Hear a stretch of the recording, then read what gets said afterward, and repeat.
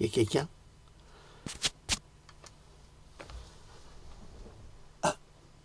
Ça tourne.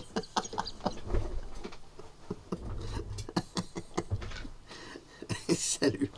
Euh, bonjour à toutes, bonjour à tous. Nous sommes le 4 janvier 2019. Faut pas se tromper là. Faut pas se tromper. Je ne devais pas faire de capsule aujourd'hui. J'ai travaillé là depuis 5 heures du matin sur un dossier assez lourd, hein, sur l'aspartame. Parce qu'hier, il y a eu un commentaire de quelqu'un qui disait qu'il prenait beaucoup de soda zéro.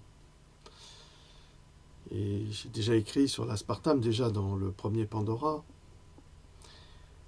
Et ça n'a pas changé en fait. Bon, j'ai écrit une conférence sur l'aspartame. Si je suis pas trop fatigué ce soir, je la ferai ce soir, sinon ça sera demain. Alors, Louloute m'a dit, pas de capsule aujourd'hui, t'as suffisamment travaillé hier. J'ai dit, ouais, t'as raison, mais même mon ami Eric m'a envoyé un truc qui m'a fait hurler de rire.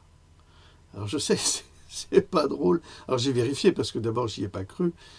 Comme je me suis fait déjà avoir hier avec la députée LREM et ces maudits journaux satiriques qui font passer des vessies pour des lanternes. J'ai vérifié, mais là c'est RT France quand même. Alors RT France, c'est terrible entre guillemets. Une députée LREM déplore que son mari doive se priver de Porsche Cayenne.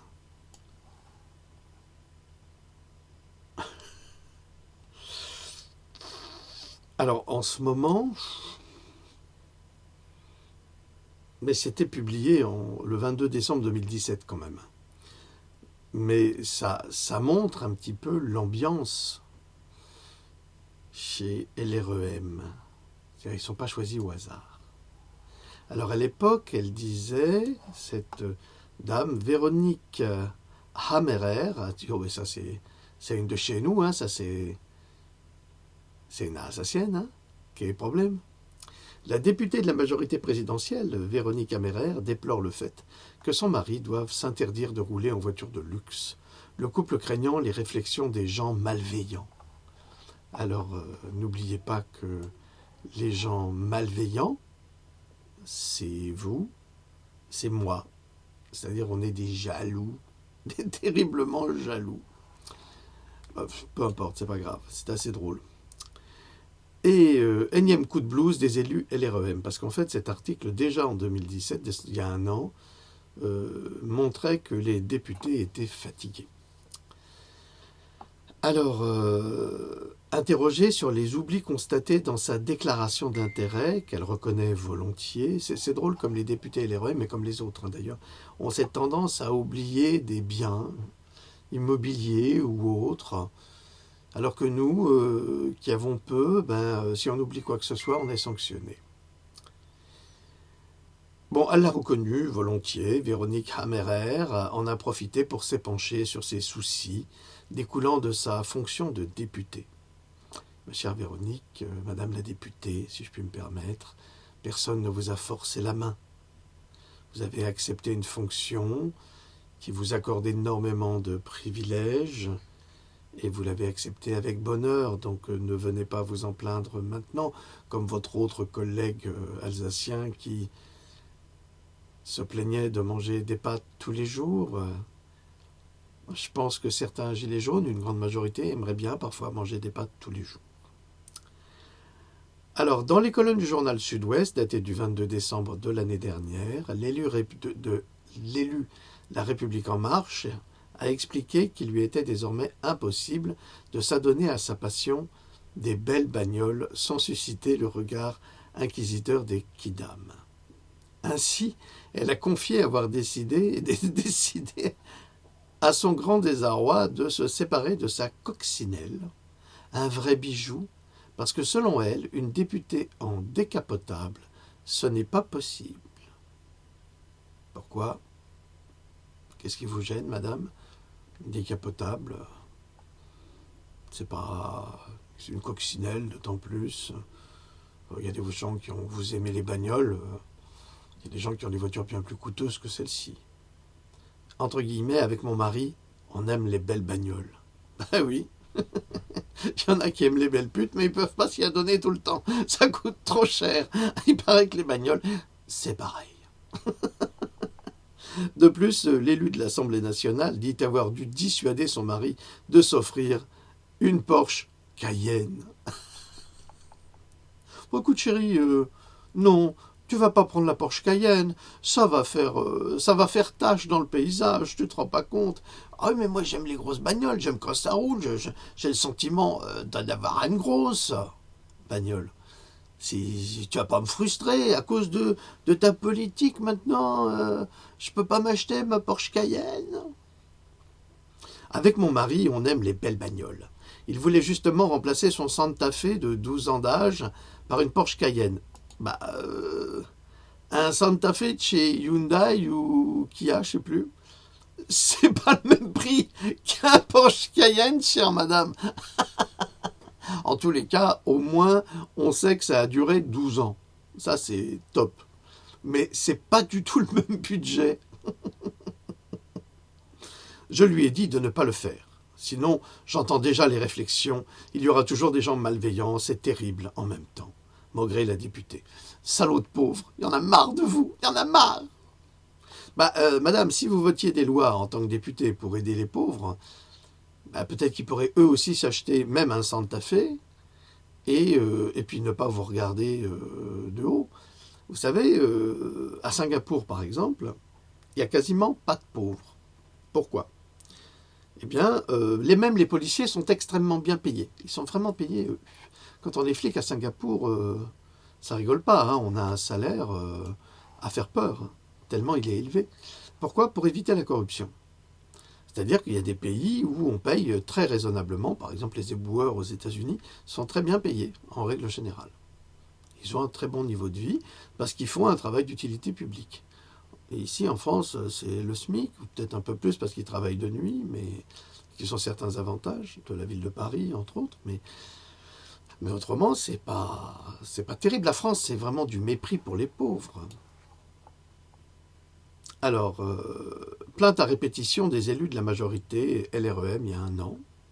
Depuis leur prise de fonction en juin 2017, nombre de députés LREM ont exprimé leurs divers coups de blues. En août, soit 2 mois après le début de leur mandat, des parlementaires de la majorité présidentielle menaçaient déjà de lâcher leur poste, démoralisés par les cadences et les sessions tardives à l'Assemblée. Alors, est-ce que vous savez pourquoi il y a des cadences et des sessions tardives à l'Assemblée ? Eh bien, tout simplement parce que le groupe LREM profite de voter les pires lois possibles et imaginables contre le peuple la nuit où il n'y a personne. D'ailleurs, ça devrait être interdit. Il devrait exister une loi qui interdise par principe de ne pas voter des lois importantes la nuit où les députés sont absents. Ben non. Chez Macron, on a tout calculé, on a tout mesuré. On va faire bosser un maximum les députés pour qu'ils votent des lois un maximum en faveur du petit banquier, du méchant petit homme. Et évidemment, ça fatigue ces députés qui ne sont pas habitués à travailler, en fait. Alors, on reprend. D'ailleurs, il y en a beaucoup qui ont laissé tomber en 2018. Alors, épuisés à la tâche, des députés LREM envisagent d'abandonner leur mandat. Je vous en prie, faites-le. Mi-décembre, le journal Le Monde informait d'ailleurs que la situation n'avait guère changé. Ainsi, le malaise toucherait près d'un tiers des troupes macroniennes. Fin novembre, une dizaine de parlementaires avaient même lancé une cellule de soutien psychologique pour les marcheurs qui seraient fatigués et démotivés par l'action politique.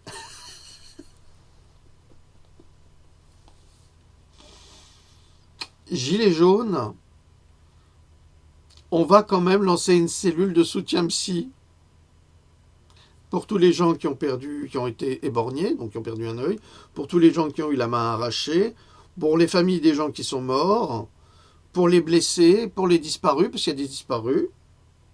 pour les gens matraqués sans raison, il faudrait quand même qu'on lance une cellule de soutien psychologique parce que les parlementaires, ils sont fatigués, ils sont épuisés, mais les gilets jaunes, ils ne sont pas épuisés pour que les parlementaires les représentent. C'est extraordinaire, ça. Les parlementaires, ils représentent qui? Ils représentent les banquiers, ils représentent le méchant petit homme, mais ils ne représentent absolument pas le peuple. Mais ils sont fatigués, alors il leur faut une cellule de soutien psychologique.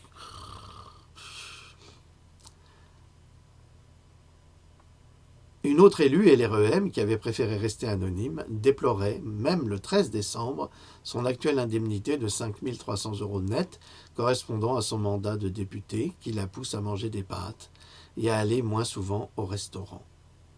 Elle aussi. Qu'est-ce que vous voulez qu'on fasse avec des gens pareils? Comment voulez-vous qu'on aide cette population qui est dans un désarroi, dans un désespoir absolu, avec des députés censés nous représenter, qui sont fatigués parce qu'ils vont travailler, qui ne s'achètent pas un Porsche Cayenne? Non, non, c'est pas bien. C'est pas bien. Je sais pas, les gilets jaunes, faites quelque chose. Vous voulez pas leur payer encore une indemnité supplémentaire et puis un document signé par 1 million de gilets jaunes en disant Madame Mammerer, you OK, problème, tu peux t'acheter ton Porsche Cayenne, hein. On s'en fout, hein. Donc, je crois que c'est un monde qui fonctionne à plusieurs vitesses, me semble-t-il. Alors, j'ai autre chose qui était très important à propos de ce monde à deux vitesses. À propos du droit de manifester. Alors, Amnesty International, donc sur le site amnesty.fr, liberté d'expression, actualité. Ah, ça a du mal à charger, hein. Ça vient. Pas de panique. Voilà. Info et intox sur le droit de manifester, publié le 31/05/2017. Donc, c'est pas... bon, ça fait pas un an, mais en tous les cas, c'est vérifié. Alors, le droit de manifester est garanti par la Déclaration universelle des droits de l'homme dans son article 20. C'est pour ça que les avocats étaient, on l'a vu dans une petite vidéo, étaient assez remontés contre les CRS. Deux points, ouvrez les guillemets. Toute personne a droit à la liberté de réunion et d'association pacifique, ce qui est le cas des Gilets jaunes. Un droit trop souvent contesté par qui? Par le pouvoir. Je continue l'article. Il est intrinsèquement lié à la liberté d'expression et d'opinion, selon le rapporteur spécial des Nations Unies sur le droit de réunion pacifique et d'association, ce qui est le cas des Gilets jaunes. La capacité de se rassembler et d'agir collectivement est fondamentale pour le développement démocratique, économique, social et personnel, l'expression des idées et la promotion d'une citoyenneté engagée. Point, fermez les guillemets.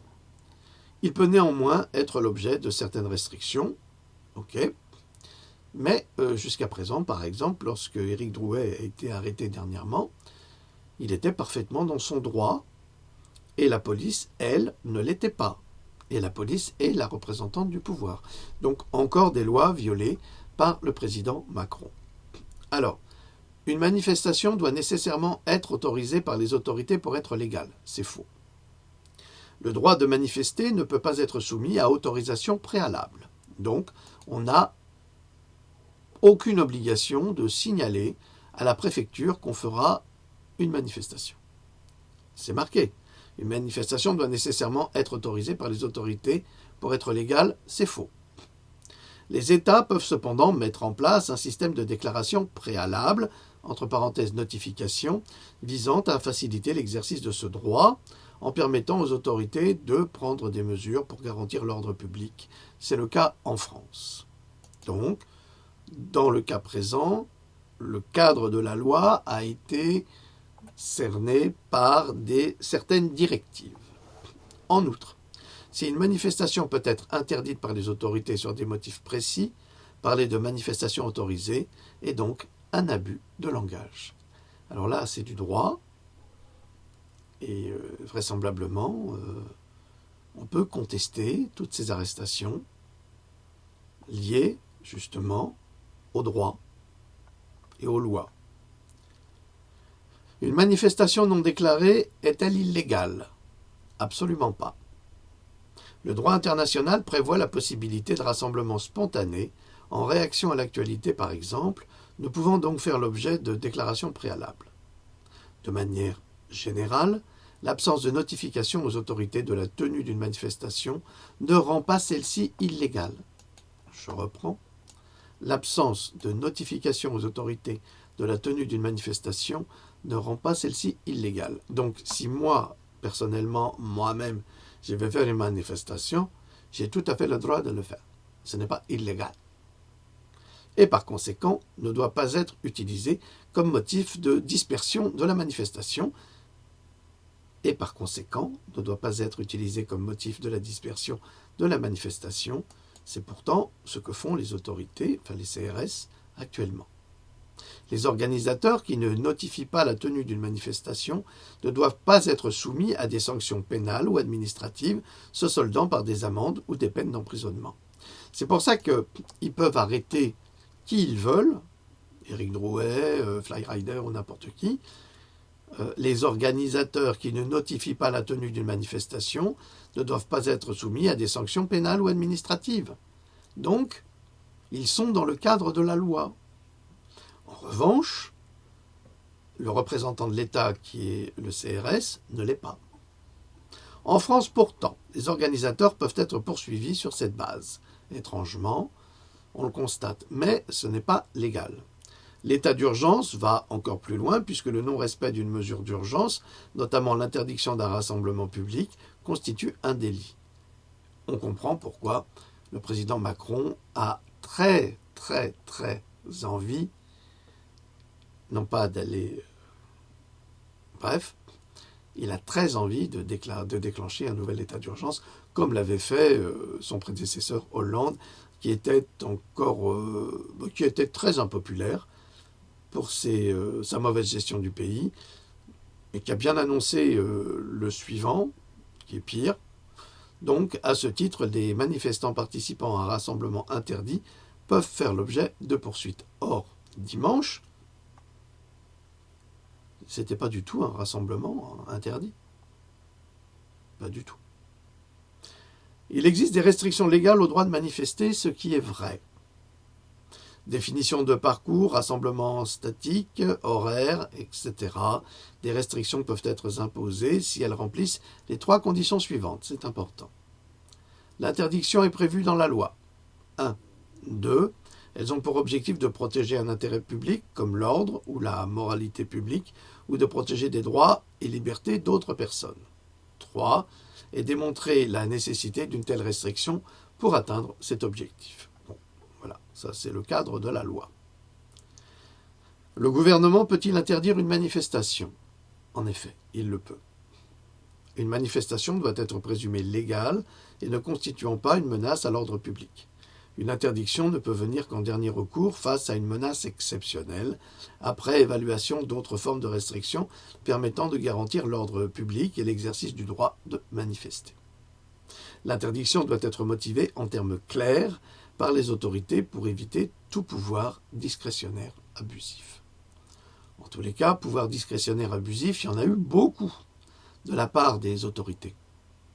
Depuis l'adoption de la loi de juillet 2016 de prorogation de l'état d'urgence, sur ce régime des rassemblements sur la voie publique peuvent être interdits sous prétexte de manque de ressources policières pour assurer la sécurité. Il s'agit d'une violation grave du droit de manifester qui doit être abandonnée et en aucun cas intégrée dans le droit commun. Mais comme on connaît Macronescu, il est tout à fait capable de faire voter par les mêmes Porsche Cayenne, là, une loi allant contre les intérêts citoyens. Alors, est-ce que la détention d'une carte de presse est requise pour prendre des images ou autre? Absolument faux. Quand un CRS ou un officier de la force publique réclame une carte de presse, il n'en a pas le droit. Tout individu, journaliste ou cinéaste, est autorisé à documenter, photographier et à filmer l'espace public, ce qui inclut les rassemblements publics et les forces de l'ordre dans l'exercice de leurs fonctions, même dans les situations où ils ont recours à la force. La détention d'une carte de presse n'est pas requise, et les personnes ne peuvent pas être empêchées de documenter ces événements sur la voie publique et leur matériel ne peut être saisi ou endommagé. Pourtant, c'est ce qui se passe, parfois. Est-ce que la présence d'individus violents justifie l'utilisation de la force contre l'ensemble des manifestants? Ça, c'est une question qui est très, très, très importante. Est-ce que la présence d'individus violents justifie l'utilisation de la force contre l'ensemble des manifestants? Eh bien, c'est faux. Elle ne nécessite pas. L'usage de la force ne doit répondre qu'à un objectif impérieux de maintien de l'ordre, afin de prévenir ou de faire cesser des violences contre les personnes ou d'empêcher des dommages graves contre les biens. Ce recours à la force ne peut, alors, déjà là, faire cesser des violences contre des personnes ou d'empêcher des dommages graves contre les biens. Les gilets jaunes, en grande majorité, sont non violents, pacifistes, d'ailleurs on en a eu la preuve. On a eu la preuve avec ces hommes qui étaient debout face à un camion qui propulsait de l'eau en hiver et qui les a vraiment en haute pression, qui a renversé un homme. On ne sait pas dans quel état il a été après. Il a pris en plein visage un jet d'eau alors qu'il était juste pacifique. C'est tout. Donc, utilisation de la force absolument pas nécessaire.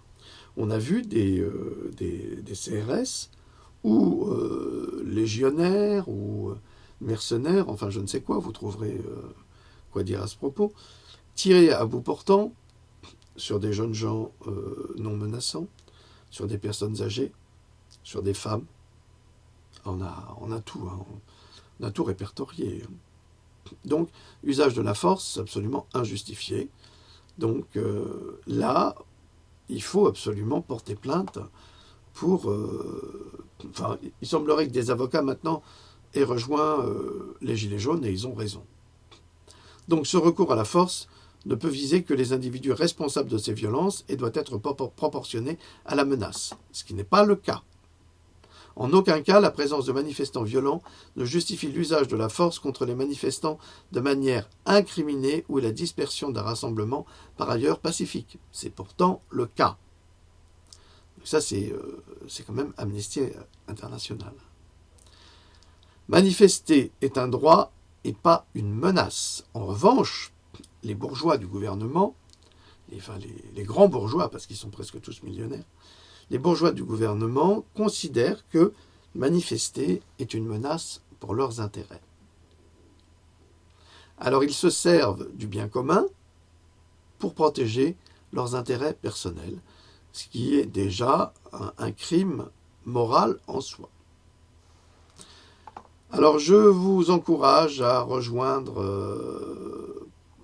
le site d'amnestyinternational.fr, liberté d'expression, actualité, info et intox sur le droit de manifester. C'est un article qui a été écrit par M. Martin Barzilay, ou Barzilay, comme vous voudrez. Excellent article, je remercie ce monsieur pour avoir fait ce travail d'information. Capital, en tous les cas, capital. Alors, quoi d'autre? Je crois que je vais arrêter. Là, c'est bref, c'est court, c'est bon. Ça suffit. On a eu beaucoup d'informations en peu de temps. C'est une petite capsule, toute petite revue de presse. On ne va pas non plus passer son temps à faussement...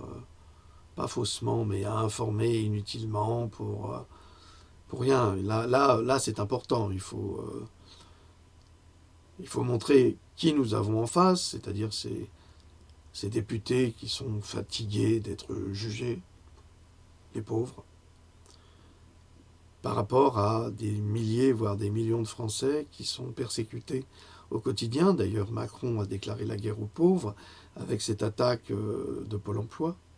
C'est-à-dire que l'intérêt de Macron maintenant, mais je l'ai déjà dit hier, c'est absolument d'éliminer les pauvres, et surtout d'éliminer chez les pauvres cette volonté de manifester leur colère. Ils se disent, il y a plein de chômeurs là-dedans, on va leur faire peur, ils vont avoir peur de perdre leurs indemnités. De toute façon, il est prévu dans les GOPÉ que toutes les indemnités soient supprimées pratiquement pour tout le monde. Ça, c'est la politique européenne. N'oubliez pas ce qu'a dit cet affreux Moscovici. Il faut que les Français fassent encore des efforts. Alors oui, c'est vrai, comme je l'ai déjà expliqué, s'il y a 50 ans, on avait 3 classes sociales, c'est-à-dire on avait les pauvres, les classes moyennes et les riches, eh bien aujourd'hui, on n'a plus que 2 classes sociales, c'est-à-dire les pauvres et les riches, ou les ultra-riches. Donc les classes sociales ont perdu leur pouvoir d'achat, ne sont plus aussi nantis que les autres, et maintenant, Macron, qui a bien ruiné les classes sociales avec ses prédécesseurs, bien sûr, il n'est pas tout seul, il ne peut pas porter la responsabilité de toutes les horreurs sociales de France depuis 50 ans, hein. Mais il est un pur produit de ces malveillants. Donc, aujourd'hui, Macron a décidé de s'attaquer aux très pauvres. C'est-à-dire qu'on va stigmatiser encore plus les pauvres, maintenant on va les faire payer. C'est-à-dire qu'on va les appauvrir davantage. C'est aussi contre cela que les Gilets jaunes se révoltent. Et c'est aussi une des raisons pour lesquelles ils ne vont pas baisser les bras. Mais, je crois que si les Gilets jaunes étaient organisés et avaient des moyens importants, je pense qu'il faudrait faire sauter les paradis fiscaux. Ça, c'est évident. Si on fait sauter les paradis fiscaux, les riches, ils redeviennent pauvres, comme les autres. Et alors après, on verra comment ils pensent. Après, on verra s'ils veulent encore s'acheter un Porsche Cayenne. Ou alors, il faut acheter un Porsche Cayenne pour tout le monde. Tout le monde en est un. Il n'y aura pas de problème. On verra. C'est les paradis fiscaux qu'il faut viser. Ce sont eux qui sont responsables de la faillite de nos gouvernements. Parce que tout est fait pour escroquer les citoyens. Il n'y a pas d'autre mot. Les impôts, ce n'est pas des impôts, c'est du racket. C'est ça qui est très très difficile à concevoir. C'est-à-dire, à peine on gagne un sou qu'il est déjà divisé en plusieurs parties. Et après, qu'est-ce qu'on fait?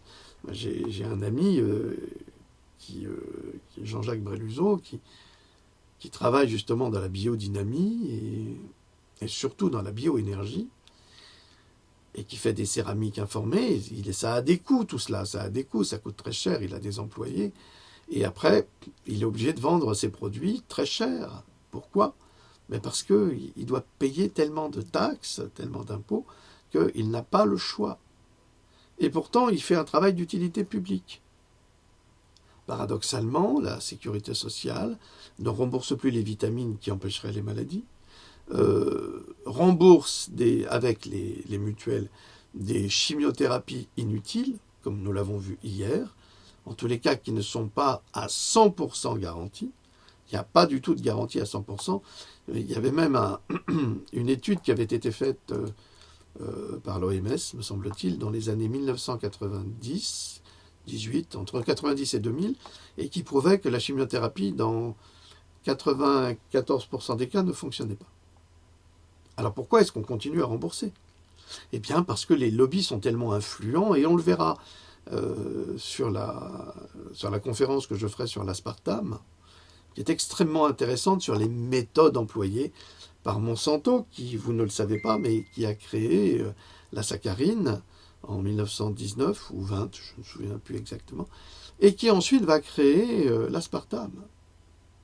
C'est toujours Monsanto qui est derrière toutes les pires créations biologiques des humains. L'agent orange, c'est Monsanto. Le projet Manhattan, qui a été la réalisation de la bombe atomique, c'est aussi Monsanto. Ils ont aussi participé à cette réalisation-là. Donc le glyphosate, le Roundup, les OGM, c'est Monsanto, et toujours avec la complicité de Bayer, anciennement IG Farben. IG Farben, c'est l'industrie allemande qui a produit le Zyklon B qu'on a utilisé dans les camps de concentration, qui était un pesticide. Donc on a... c'est affreux. On a considéré ces gens qu'on mettait dans les camps comme des cafards, et on les a gazés. Aujourd'hui, ils continuent ce gazage. Je ne sais pas, c'est des gazophiles. Tous ces gens-là sont des gazophiles. Ils continuent avec les chemtrails à gazer les populations.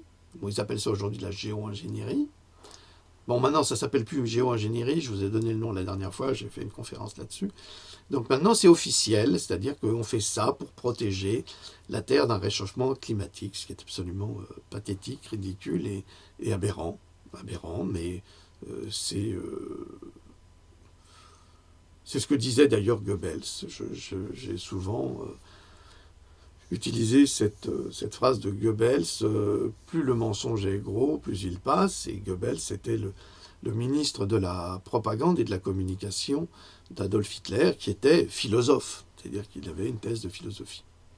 Vous seriez étonné de voir des qualifications qu'avait l'entourage d'Adolf Hitler. Et c'est pour ça que le nazisme est extrêmement intéressant en ce qui concerne pas ce qu'on nous montre, mais ce qu'il y a dessous. Et ça rejoint mon livre « La vérité vous affranchira », où je parle beaucoup de ces choses-là qui sont assez à la fois surprenantes, passionnantes et horrifiantes. Donc, on continue à mentir. Donc, plus le mensonge est gros, plus il passe. Alors, pendant dizaines d'années, nous étions des sales complotistes, des sales voyous, des gangsters, des gens à enfermer parce qu'on parlait des chemtrails. Mais aujourd'hui, les États déclarent l'utilité absolue des chemtrails. Alors, quand on tourne comme ça sa veste, c'est qu'ils se sont rendus compte que les gens étaient informés grâce aux sonneurs d'alerte dans tous les pays. D'ailleurs, en Serbie, Nikola Aleksić a disparu. A disparu depuis 4 ans. Il avait pris la parole, il était rentré dans le Parlement serbe et il avait déclaré les dangers, justement, de la géo-ingénierie et surtout des actions de Monsanto dans son pays. Et il avait demandé à la chasse, c'est les avions serbes, d'abattre tous ces avions de l'OTAN qui bombardaient les cieux serbes pour rendre malades les enfants serbes. Eh bien, Nikola Aleksić a disparu. C'est dans Pandora, d'ailleurs, dans le premier. Dans le second. Parce que je vous les montrerai. Je vous montrerai tout ça. Il a disparu, il a été kidnappé, et on ne sait pas où il est. Alors peut-être qu'il a 2 pieds coulés dans du béton et qu'il a été jeté dans la mer. Donc on ne retrouvera jamais Nikola Aleksić, on n'en sait rien. Mais des gens sont morts pour vous informer, pour vous dire combien les chemtrails sont dangereux. Claire Séverac, entre autres, qui publiait aussi la guerre contre le peuple, contre les peuples. Concomitamment, moi, je publiais Pandora. Donc on faisait un travail commun. Claire nous a quittés dans des conditions très suspectes. Très suspectes.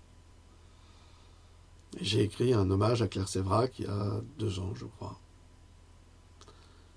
Et nous regrettons sa disparition parce que c'était une femme qui connaissait parfaitement le sujet. Elle avait vécu aux États-Unis, elle avait fait énormément d'enquêtes, elle était extrêmement bien informée. Elle avait travaillé également avec Sylvie Simon, Corinne Gouget. Les 3 ont disparu. Les 3 ont disparu. Je serais peut-être le 4e. Certainement, mais ça n'a pas d'importance. Ce qui compte, c'est l'information et que aujourd'hui, ces informations circulent à travers mes vidéos et à travers mes livres, qui sont des puits d'informations pour vous permettre de bien comprendre. C'est pour ça qu'il faut les acheter avant qu'ils soient mis à l'index, parce que si Macronescu continue à imiter les techniques de répression d'Adolf Hitler, parce que c'est un petit peu cela.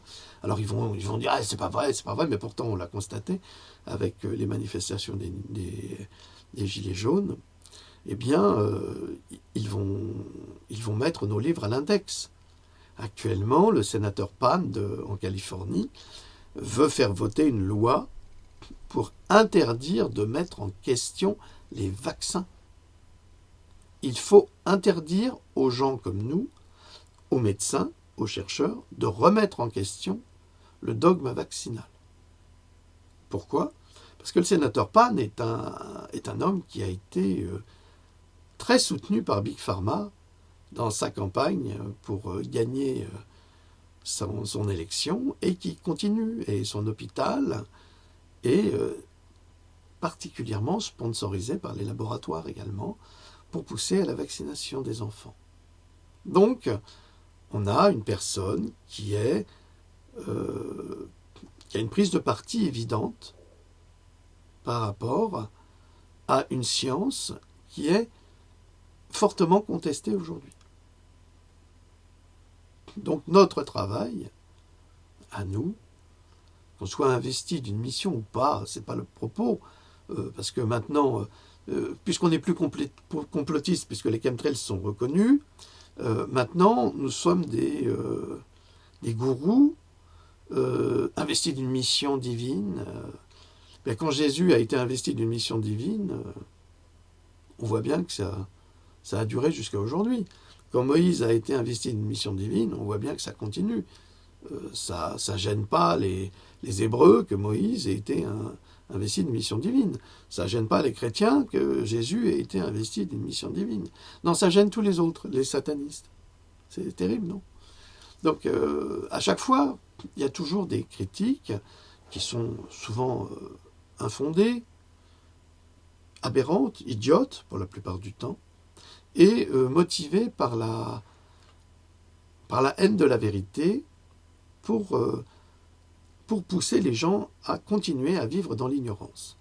Alors, est-ce que je peux rassurer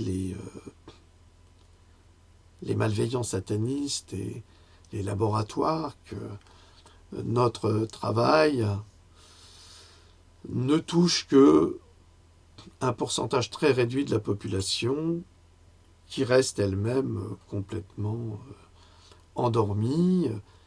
Là, ils ont bien réussi leur coup et qui ne croient absolument pas à tout ce que nous publions ou à toutes les conférences que nous faisons. Ils n'y croient pas. Donc, rassurez-vous, satanistes malveillants, vous avez malheureusement encore de beaux jours devant vous, même si nous sommes là. Même si nous sommes là.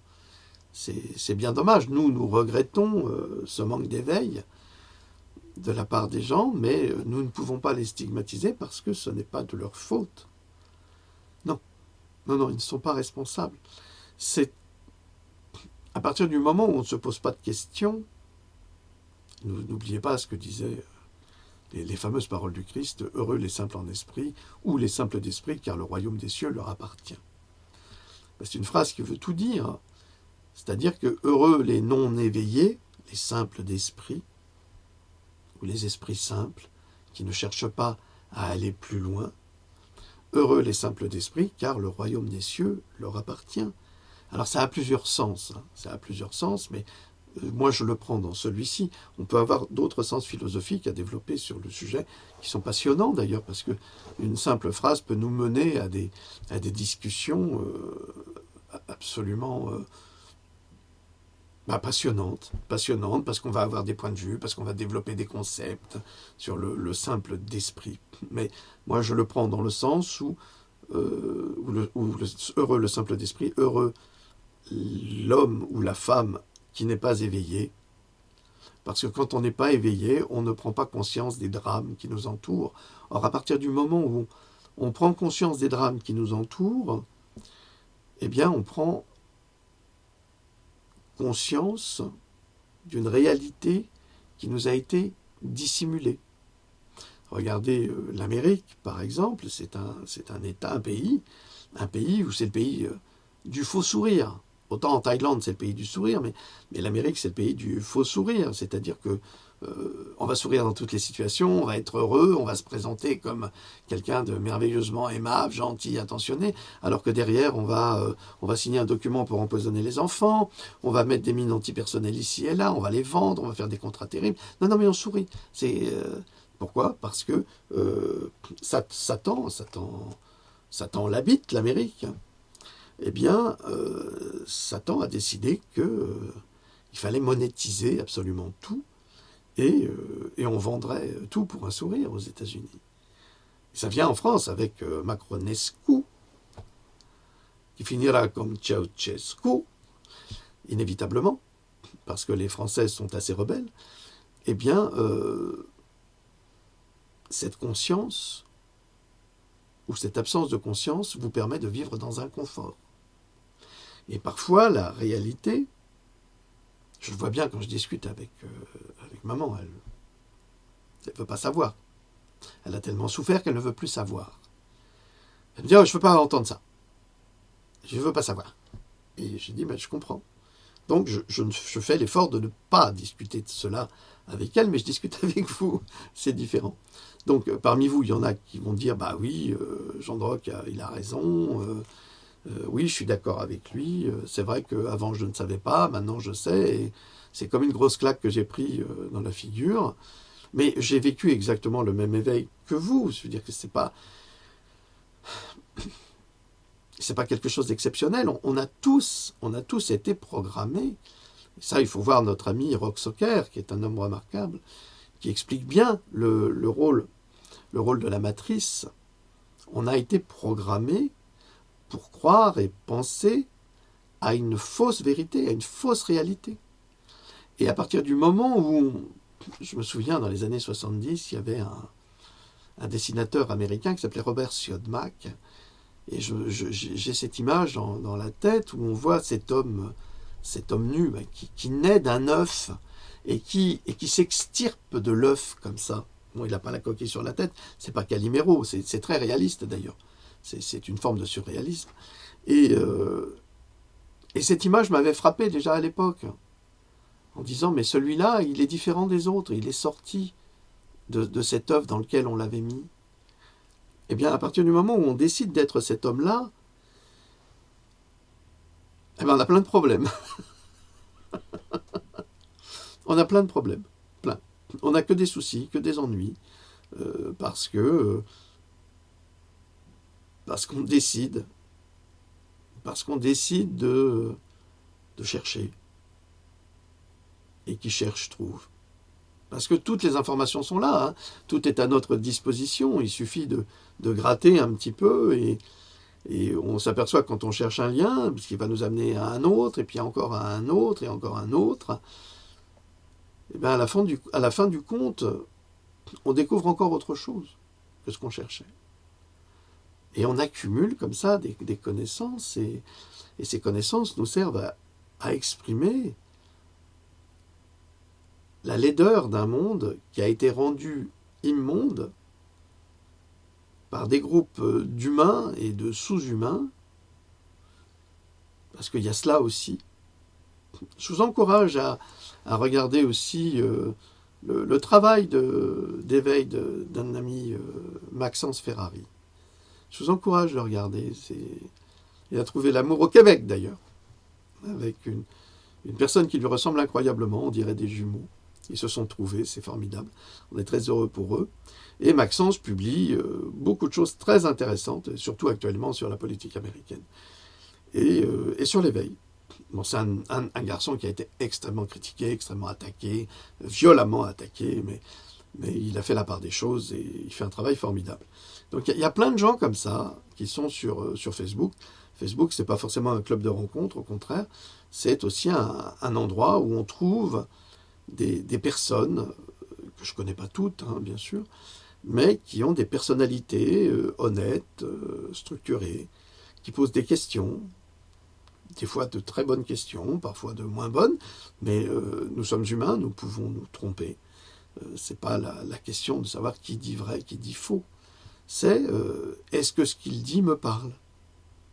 Est-ce que les paroles de celui-ci, est-ce que les déductions de celui-là résonnent en moi comme elle résonne en lui. Est-ce que ça va m'ouvrir des portes?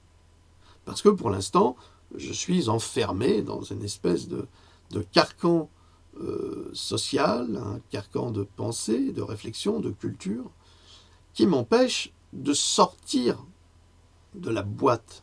C'est pour ça qu'on dit qu'il faut penser en dehors du cercle. Les Américains, eux, ils disent qu'il faut penser en dehors de la boîte. C'est la même chose, c'est la même pensée. Ça veut dire que nous avons été contingentés dans des formes géométriques, peu importe.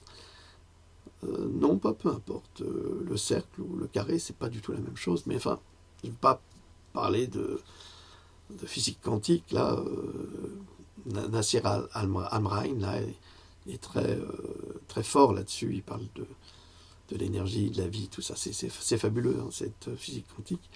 Donc, nous avons été contingentés. Et en nous éveillant, en grandissant, ben, je ne sais pas, peut-être qu'une lumière nous est arrivée, nous a frappé. Pourquoi nous? Peut-être parce qu'on était en résonance avec quelque chose d'extraordinaire qui vient d'ailleurs. Parce que l'apparence dans laquelle nous vivons ici est effectivement une apparence. Il y en a plusieurs, il y a plusieurs types de dimensions. C'est extraordinaire. Et quand on commence à s'intéresser à cela, c'est là qu'on se rend compte que le monde n'est pas ce qu'on nous montre qu'il est. Mais c'est à chacun de prendre conscience de cette réalité-là. On ne peut pas vous dire, bah, c'est comme ça, c'est comme ça. On arrive à une période de l'humanité où l'homme ne supporte plus qu'on lui dise, c'est comme ça que tu dois faire. C'est là où tu dois aller. Il se pose des questions, il se dit, pourquoi toi tu me dis ça? Pourquoi moi je dois aller comme toi tu me dis d'aller? Alors, on réfléchit et on trouve d'autres solutions. Des solutions qui n'en sont pas, mais des réponses, on va dire. Ce n'est pas des solutions, c'est des réponses. On trouve des réponses qui nous correspondent, qui nous permettent de profiter d'un certain éveil. Et après, soit on choisit de continuer cet éveil, soit on choisit de rester un simple d'esprit, tout simplement. Alors, ne vous méprenez pas, hein, je vous exprime ce que j'ai moi-même vécu, bon, pas complètement, parce que j'ai eu une expérience très importante quand j'ai eu 13 ans, une expérience spirituelle très forte, qui m'a marqué toute ma vie, encore aujourd'hui. Encore aujourd'hui. Et je ne suis pas le seul, semble-t-il. Sauf que moi, j'ai vécu des choses très spéciales, et d'autres ont vécu d'autres choses, aussi spéciales. Chacun a vécu des choses spéciales. Et je n'en parlerai pas, parce que quand on en parle, on est souvent ridiculisé, c'est normal. On est ridiculisé, on est jalousé. Quand vous avez vu des choses que d'autres n'ont jamais vues et ne verront jamais, oui, ils ne les verront jamais. Eh bien, automatiquement, vous êtes un paria, ce qui est normal. Je le comprends très bien, je le conçois. Et j'en veux absolument à personne. J'ai pas de rancune. Parfois, je fais des petites piques, mais c'est pas méchant. J'ai pas de haine. J'ai passé ce stade-là depuis très très longtemps. Depuis très très longtemps. Donc voilà, petite revue de presse, petite explication de cette réalité qui nous entoure et qui n'est pas celle que nous vivons, c'est-à-dire que nous vivons dans les apparences. Je pense personnellement, même si je défends les Gilets jaunes, parce que ce sont nos frères citoyens et citoyennes qui sont en grande souffrance et qui se battent pour des causes justes, je pense sincèrement que les Gilets jaunes est une affaire montée de toutes pièces, même si elle est sincère, elle a largement dépassé les aspirations de ceux qui l'avaient montée. Ils ne s'attendaient pas du tout à ce qui s'est passé là, à ce qui se passe aujourd'hui. Ils ne s'y attendaient pas. Donc c'est ça que je trouve extraordinaire et que j'ai dit depuis le début. Je t'ai dit depuis le début, ce qu'il faut voir dans les Gilets jaunes, c'est le sentiment national, patriotique d'un peuple. Et ça, ils ne s'y attendaient pas. Ils sont complètement dépassés. Mais je crois que ça a été fabriqué pour dissimuler cette énorme crise économique qui va nous tomber sur le coin de la figure. et qui est en train de se dérouler actuellement. Lisez aussi mon ami Louis de Jon d'Ardois, qui est un homme passionnant et c'est un érudit extraordinaire. Donc oui, moi j'ai plaisir à fréquenter ces personnes-là. Pourquoi? Parce qu'elles m'apportent énormément, parce que c'est un bonheur de pouvoir discuter avec des gens érudits, mais on n'a pas besoin d'être érudit pour discuter. On peut être des gens très simples, pas avoir fait des études universitaires, mais avoir une intelligence remarquable qui permet justement d'entretenir un dialogue. Souvenez-vous de Socrate qui faisait de la métempsychose, c'est-à-dire qui posait des questions à son esclave, l'esclave Memnon par exemple, et l'esclave disait « mais je ne sais rien, maître, je ne suis pas cultivé, je suis un ignorant. » Et Socrate disait « non, tu sais tout, tu as toutes les réponses en toi. » Et tout le travail de Socrate, à travers la maïotique, ce n'est pas la métempsychose, je vous prie de m'excuser, la maïotique, qui vient de Maya, Maya l'accoucheuse. Oh là là, je mélange parfois. C'est la maïotique. Eh bien, il posait des questions à son esclave, et l'esclave répondait par logique, pure logique, par raisonnement, et il parvenait à la réponse qu'il disait ne pas connaître. Donc, la métempsychose, c'est autre chose. On pourra en parler un jour si vous voulez. C'est passionnant. Hein. La philosophie grecque, c'est quelque chose d'absolument passionnant. Je suis resté relativement cristallisé sur les Grecs, parce que je trouve que ça me parle tellement, je ne sais pas. Bon, passons. Donc, ce que je veux dire, c'est qu'on n'a pas besoin d'être très cultivé pour s'adresser à des gens qui le sont. Il suffit d'avoir un raisonnement, une intelligence de cœur, et surtout une sincérité dans ses mots. Et c'est dans la sincérité qu'on arrive à développer des concepts, d'ailleurs. Quand on se retrouve face à des arrogants du savoir, on va nulle part. On ne peut pas discuter avec ces gens-là. Parce que leur objectif, c'est d'écraser les autres. Et ce n'est pas dans l'écrasement d'autrui qu'on pourra progresser. Et je retrouve régulièrement on les appelle les pervers narcissiques, entre autres, des personnes qui se sentent tellement infatuées d'elles-mêmes, qui sont persuadées d'un savoir absolu, alors qu'il n'y a aucun savoir absolu. Ce que l'on savait hier, demain n'existera plus. Ça sera complètement à reconsidérer. Regardez l'amiante, on considérait l'amiante dans les années 70-80 comme étant un produit extraordinaire et indispensable à la vie des sociétés humaines. Et aujourd'hui, mais tout le monde fuit l'amiante. Vous ne pouvez même pas retirer un vieux toit en amiante que vous avez mis dans votre abri de jardin il y a 35 ans. Il faut faire venir des gens spécialisés en cosmonautes pour le retirer, puis après pour le retraiter. Ça coûte une fortune. Donc, et pourtant, hier, c'était la science qui disait que c'était formidable, et aujourd'hui, c'est du poison. Donc, il n'y a aucune certitude. Personne ne peut avoir les liaisons mal à propos. Monsieur Montbert, c'était mon prof de français qui me disait ça. Il avait raison. Et on ne peut pas aujourd'hui avoir de certitude. Toute la science s'invalide d'elle-même. Hier, on disait qu'on ne pouvait pas atteindre la vitesse de la lumière. Ensuite, on a atteint la vitesse de la lumière. On disait qu'on n'avait pas les matériaux. Maintenant, on dit qu'on peut utiliser la vitesse de la lumière dans l'espace avec tel type et tel autre truc. Enfin bref, je ne sais pas. Donc, la science, si on laisse la science et si on la sépare de l'industrie, eh bien, on pourra évoluer. Si on garde la science prisonnière de l'industrie et des industriels, eh bien, on restera au niveau où on est actuellement. Hein, on n'évolue plus. Voilà, merci beaucoup pour cette écoute. Je ne m'attendais pas à faire cette capsule. Et puis, c'est un petit peu un sans filet, mais il était important de donner les informations que j'ai données tout à l'heure. Un petit peu d'humour, bien sûr. La députée LREM me pardonnera cet humour et pourra s'acheter sa Porsche. Hein, moi, je m'en fiche. Je ne suis pas du tout envieux, pas du tout, ça ne m'intéresse même pas. Mais ça me fait rire, Pardonnez-moi si j'ai cet humour mal placé. Je vous dis à bientôt. Louloute vous salue. Elle va beaucoup mieux. Bientôt, elle prendra la parole. Peut-être dans une dizaine de jours, si elle le veut. Allez, je vous dis à bientôt. Salut.